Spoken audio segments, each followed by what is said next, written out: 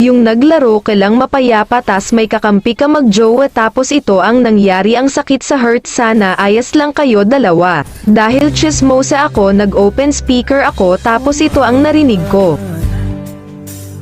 4 years na, diba? 4 years na yung nakalipas. Pero kasi ko pa rin yung gusto ko. Wala akong ibang gusto.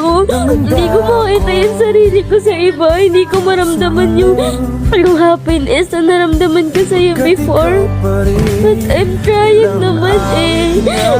Nasabi ko naman sa'yo, pinipilit ko naman kalimutan ka na eh. Kasi napapagod na rin ako.